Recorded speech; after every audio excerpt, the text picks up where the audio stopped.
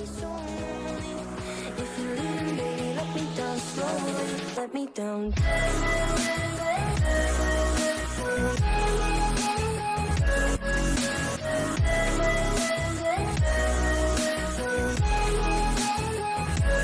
Let me down.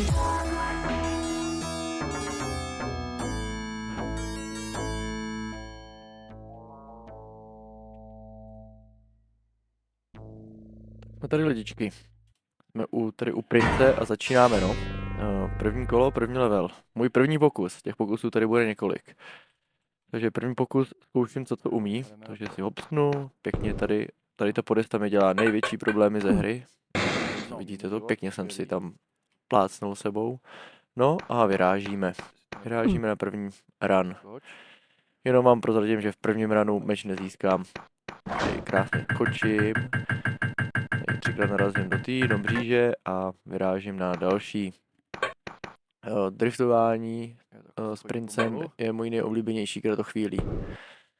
Jinak tuhle hru já jsem hrával v družině jako malej hošan, takže to byly nejlepší hry, co jsme hrávali. A jako musím říct, že teď byla pro mě dost těžká. No, tady přeběhnu, skočím a vyrážím dál. Krásně tady skočím dvojitý skok. Jo. Ten pressure plate jsem trefil. A pozor, moje první smrt, hvízd. Tak, napích jsem se na bodáky. Tady ty bodáky budou dost prokletý. No a jdu do druhého runu. Zbývá 59 minut. Zkouším ještě, co to umí. Samozřejmě druhý výskok a jdu na druhý run. Natočím tu pro vás pak určitě další. Mám tam nějaký Danger Dave a další věci, takže určitě sledujte a odebírejte. Nějaký lajčík se taky určitě hodí. No a my vyrážíme na další tady dobrodružství s princem. Samozřejmě, jak už jinak zase padám. Jdu se podívat doprava, no tady je týpek s turbanem a s mečem, který já ještě nemám, takže vyrážím pro meč.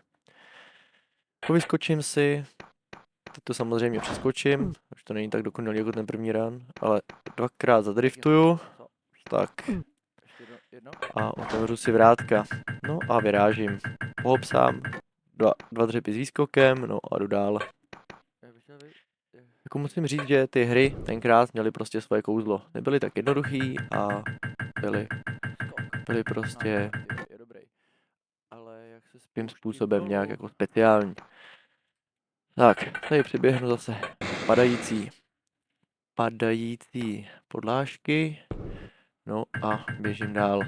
Teď jsem samozřejmě to nepřeskočím, protože jsem trouba, tady se musím vrátit, zadriftuju, ale teď už to ve stylu přeskakuju.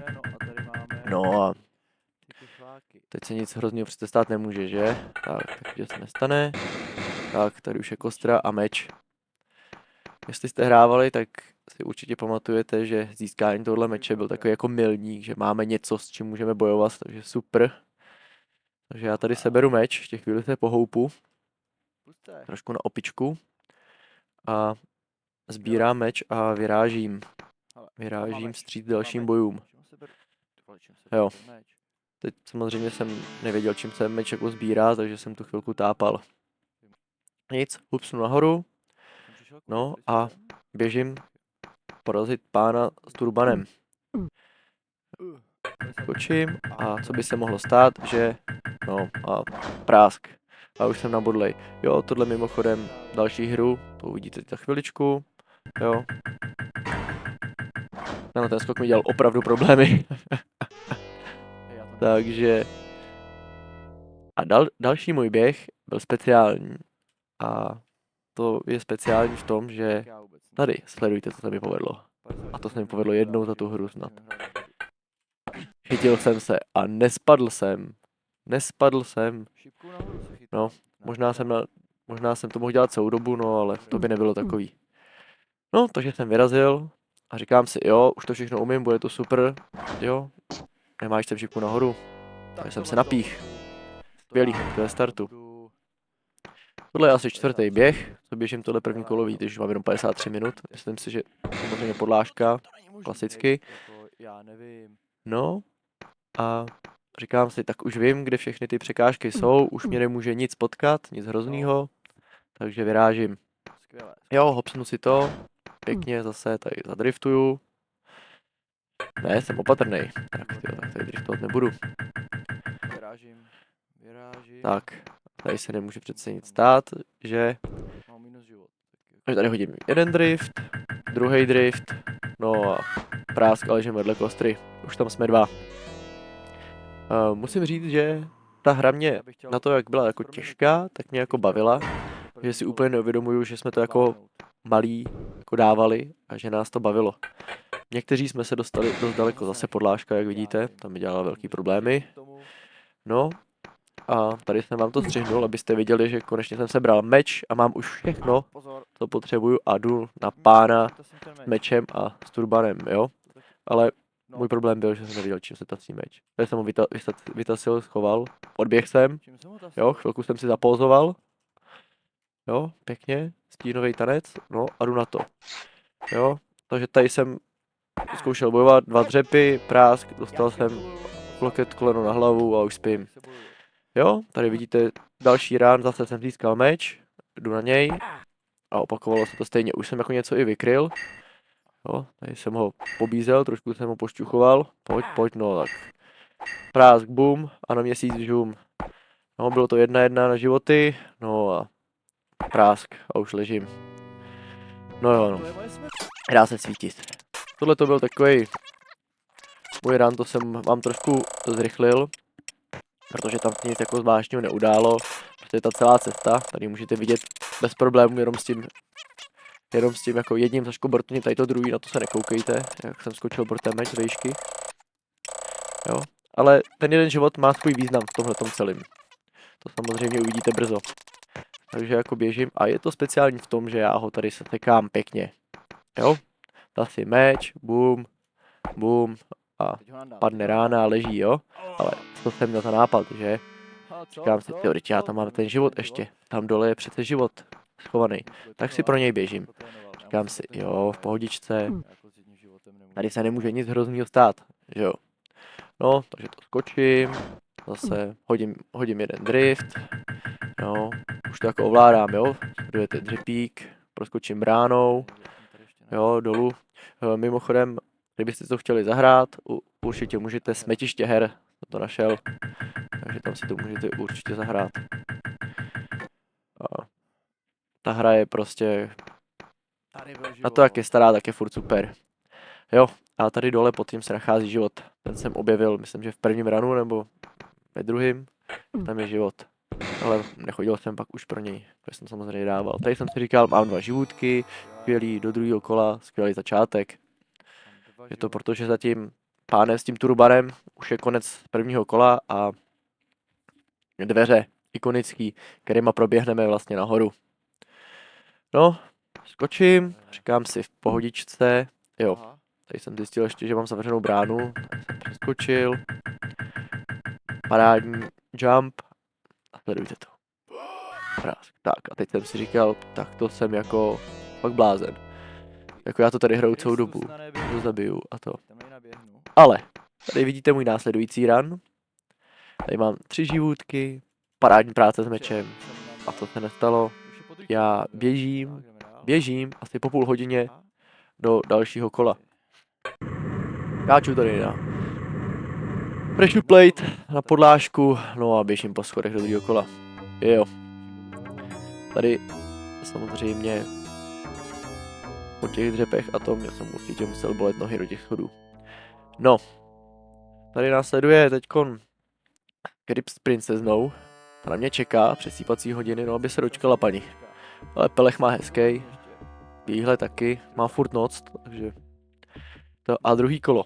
Druhý kolo je takový akčnější. Jo, hnedka zadriftuju, klasický drift na začátek a hnedka první souboj. Jo, stihnu se ještě propadnout. Tak a hnedka první souboj s modráskem. Jo, tady to už se to nepropadne. Jo, modrásek, už jsem natrénovaný z prvního, tak boom, boom druhý, jo a teď jo, dostávám zpátky. Tak, krása. O životky zbývají, no já vyrážím. Tady vidím životek dole, tak samozřejmě neváhám a jdu si pro něj. Tak. Sbírám ho. Pěkně to zaklonil. Jo. Tak piváska. Opatrně přes šiftík. Tady projdu přes bodáky. Tak hupsnu nahoru. A vyrážím dál. Tady si říkám, to skočím, to dám, jak svarta, takže to rozběhnu. Krásný skok a jsem na druhé straně. Tak. A jak jsem říkal, že ten první díl nebyl tak, ten první level nebyl tak soubojový, tak druhý je soubojový. A jdu do dalšího souboje. A tady jako ofenzivně postupuju a hnedka všemi zásahy ho posílám k zemi. Skvělá práce na meči. Výborně, princi. Tady vidím, že mám dole životek. Jako přemýšlím, jestli pro něj půjdu, nakonec se rozhoduju, že jo. Tam pro něj slezu a když ho vypiju, tak zjistím, že mi to čtvrtý život nepřidá. Že to byly jiné lahvičky, že ty lahvičky vypadaly jinak. Ale vemu to sporem. A tady máme oranžového. Říkám si, sakrát nějaký velký narostlej a hlavně má pěkný boty. Takže se nebojím, jdu do něj, ale dostávám první zásah, druhý zásah, už mi teče do bot. Práska ležím, no a tady jsem si říkal, jo, to už nebude pro mě. Ale říkám, zkusím. Tak jsem vyrazil na druhý ten, samozřejmě přeskakuju pressure platey. Jo, to krásně jsem vykryl, souboje, perfektní. To. Šermíř, no zbývám jeden život, prásk a zase ležím. Jo, nádhera, takže co víc si přát. Tohle vás tady tuhletou hrou bude provázet, jo? Smrt. No, každopádně vyrážím neohroženě do toho, začal jsem dobře, ale zbyl mi jeden život. Ale, jelikož vím, že tu máme cestou léčení, takže hnedka jeden oživím. No, zase to tam naklopím pěkně. Glu. Tak. A vyrážíme. No, to se nestalo, nešel jsem s shiftem, že jo. Tady jsem to rozběh a zůstal jsem napíchlej. Skvěle. A zase znovu. Teď jsem prohodil strany, což mi dělalo, jak vidíte, velký problém. Takže mě tady pan trošku polískal. No a teď uteču úplně ze screenu a myslím si, že mě políská, přesně, mě polískal černé obrazovky. No, takže se tady už to předkakuju ve velkém stylu a zase mě lísknul po hlavičce. Jo, a teď svádím souboj a zase padám. Umírání mi opravdu jde. Ale jsem neporazitelný. No. Vykrývám. Souboj mám, je to 2:1. Modrej tak, 1:1 a teď sledujte to. Prásk, jo? Jak tam leží. Já pokračuju dál. Samozřejmě po každém tomhle souboji se jdu napít. Pošlu to tam, zabliká to na mě a já vyrážím. Dej si bacha. Přesně. Shiftákem. Projdu to. A teď to vemu vrchem. Skok. Nádherný.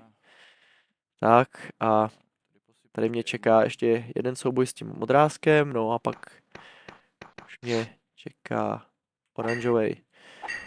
No, jak jste si mohli všimnout, zbývalo mi 35 minut, takže jo, zase jsem chcípnul. 35 minut, takže nějakou chvíli jsem to hrál.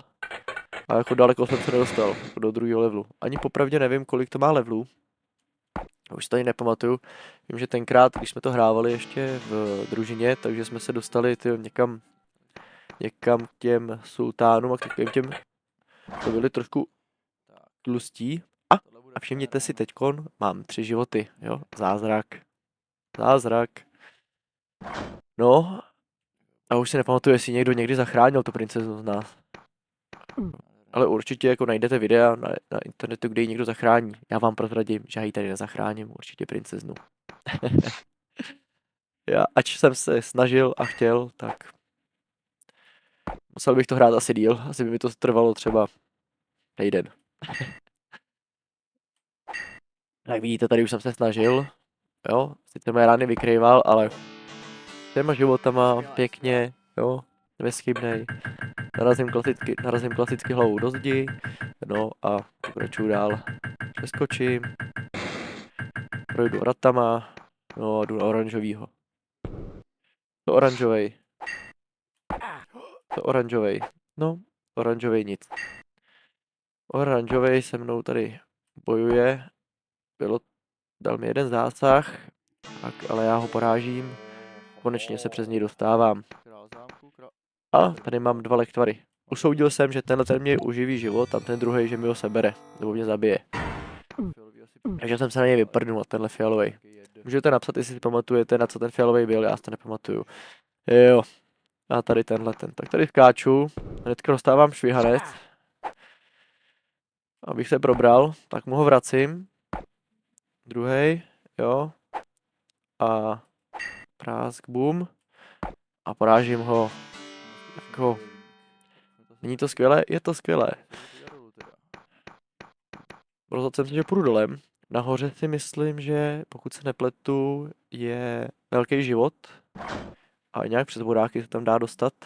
Ale já už jsem tam nešel. Jsem říkal, že to chci zkusit dohrát, ten druhý level. Takže hupsnul jsem nahoru. Jednou. Tady jsem zjistil, že je podesta. Jo, a sledujte, jo.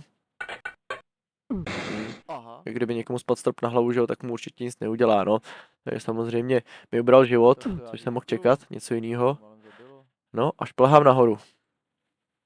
A tady se chvilku proskáču a tamhle ten pressure plate podle mě otvírá druhé kolo. Ale to bohužel se nedozvíme, protože já běžím dál. A což jsem dělat neměl, tady mě fialovej nebo růžovej mě tady se sekal. A já tu ležím. Ležím a hra běží. Tady zkouším ještě přejít, kousek dál. Říkám si, mrknu ještě dolů, to tam je. Skvělý, díra. Takže nic, tady jsem zase umřel a tady už mi docházely pomalu nervy. A říkal jsem si, že se na to vyprdnu. 32 minut, co jiného víc si přát. A já tady svoji hru ukončuju. Takže to byla hra Prince Persie. A samozřejmě i vy si ji můžete zahrát, takže si ji zahrajte a odebírejte a sledujte kanál, tady já to budu hrát tyto staré hry, takže si je spolu můžeme užít. Mějte se krásně a uvidíme se u nějakého dalšího pěkného videa. Tak ahoj.